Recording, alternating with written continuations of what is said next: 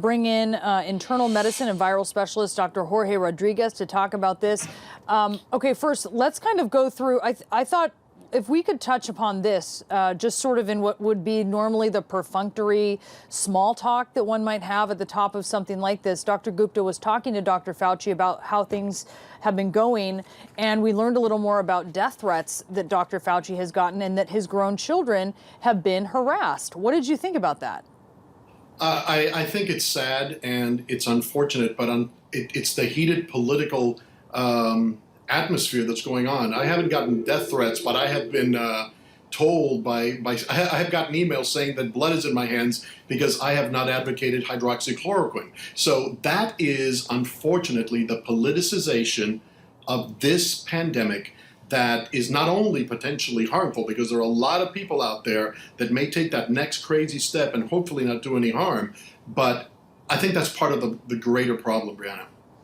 And so, okay, that aside, let's talk about some of the broad things that they discussed when it came to public health. And one of the big things has to do with kids, because you heard Dr. Fauci there saying that, I mean, essentially, and we knew this, but it's always interesting to hear him emphasize something, that we have little idea really what happens, how coronavirus affects children, that actually, even as he spelled out some of the new things doctors are learning about how coronavirus affects adults, there's very little when it comes to children. That's correct, which is why, in my opinion, it's a little premature to start opening schools at this time until we know more. A, we don't know if this is something that's going to affect children 3 months from now or 3 years from now.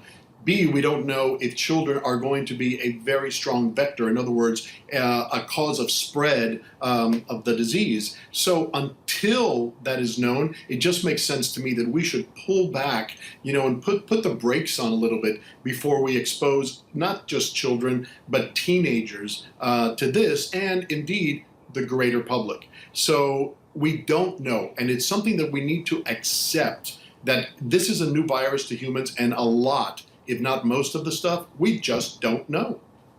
He also was talking about, he was likening how as a community we deal with a public health crisis like this. He said it's like everyone is in a boat rowing together and you need to be rowing in unison.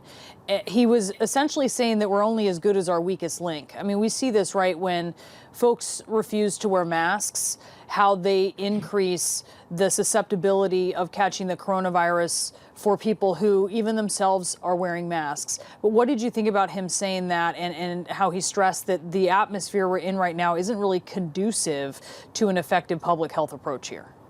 Well, I think that's a theme that he was alluding to and sort of dancing around a little bit, because he said it himself. I don't want to say something that becomes a soundbite, but you know what? I will. I think that the majority of the problem is the fact that we have not had clear leadership that actually motivates people to row together. I really believe that if we had an FDR doing a fireside chat, or a Ronald Reagan doing a television State of the Union, and told all Americans, listen, it doesn't matter where you're in the bayous of Louisiana, the skyscrapers of New York, or the beautiful valleys of Yosemite, we are here together, and what we need to do is fight this as one. Man, if you do that and you motivate people, I think that goes a long way, So we need a team captain to make everybody realize that it doesn't matter where you are, we have to do the same thing. And by the same token, that person should unite all the governors and assist financially so the states do the same thing. That's just a theme that kept on recurring, that we do not have one big plan. No, there is not one big plan. And I want to switch topics and ask you about a new case report that is in the Journal of the American Medical Association. And it suggests that a skin rash might be associated with blood clotting in sicker coronavirus patients. I mean, look, to have an external marker would be fantastic, but explain to us what this correlation might be. I think it's becoming clearer and clearer that this virus creates what is called a vasculitis. Itis meaning an inflammation, vascu meaning of the blood vessels. So whether it is of large blood vessels, right? So the blood vessels like this, as it gets swollen, it gets smaller and the blood doesn't pass, so it clots. But we have blood vessels also on our skin. And as those get swollen, they'll look like a rash. So basically it is one extreme of the same disease. So if we start seeing the beginnings, the outward manifestations of a vasculitis or a rash, that could be a harbinger of worse things to come. And you're right, that may be, the red flag that a doctor needs to say, whoa, this may get serious. Maybe we need to follow this patient more closely. Maybe we need to put them on anticoagulants. So again, we're learning as we go, but a rash could be symptoms of something that might be a little bit more ominous to come. All right, Dr. Rodriguez, it's great to see you. Thank you for joining us. You too, Brianna. Stay safe. President